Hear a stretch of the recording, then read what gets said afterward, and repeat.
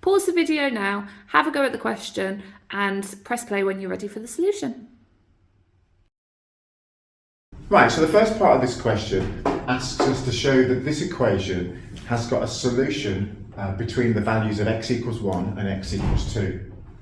And the way that we do that is that we're going to put x equals 1 and x equals 2 into here, and what we'll find is that one of the answers will be positive, one of them will be negative, and the fact that they have different signs shows there must be a solution in between. So let's do that. So if I put x equals 1, then we've got 1 to the power 4 minus 2 times 1 minus 3.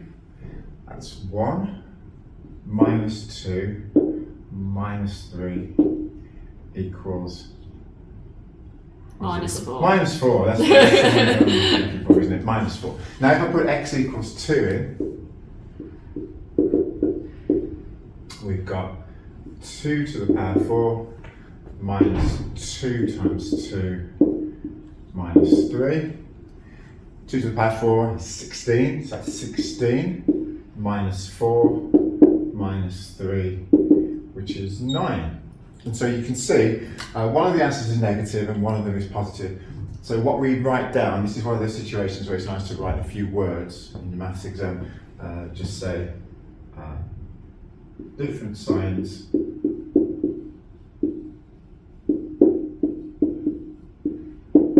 means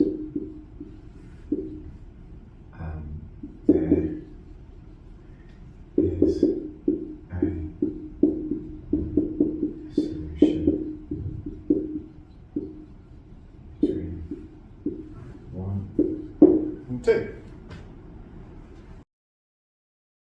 Right, the second part of this question is asking us to rearrange this equation so we've got x equals and something on the other side that has a fourth root in it. So the way we're going to do that is to begin by just keeping the x to the 4 on its own on one side, and then we can rewrite it like this by adding 2x plus 3 to both sides. And then I'm going to take the fourth root of both sides,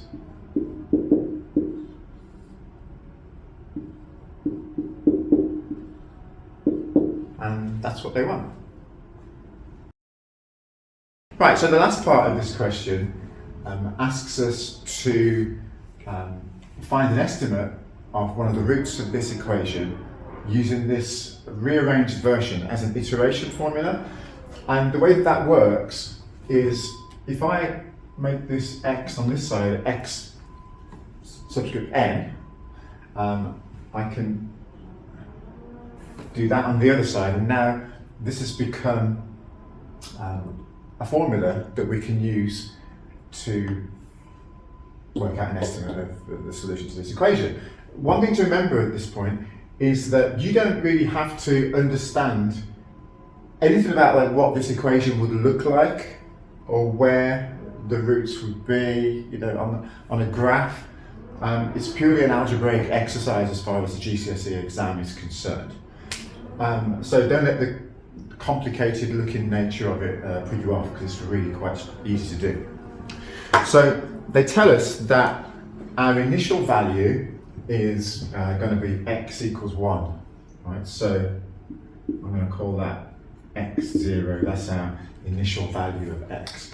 And we're going to do 3 iterations, the question says. Right, so the way to do this is to put 1 into the memory of your calculator by doing 1 and then pressing equals, as I'm going to put on the screen so you can see what I'm doing. And then what we do is we type that formula in, but where it says xn, we're going to use the answer key on the calculator. So I'm going to write fourth root, and then under the root sign, I'm going to type 2 times answer plus 3. Okay, and I'll bring my cursor out. And when I press equals, it will give me my next estimate. It'll give me this. So that's going to be 1.495. Let's write it to 3 decimal places. And then when I press equals again, it will automatically put that into here and give me the next one. So I press it again and I get my next iteration, which is 1.564, and I'm going to press it again. And then my final answer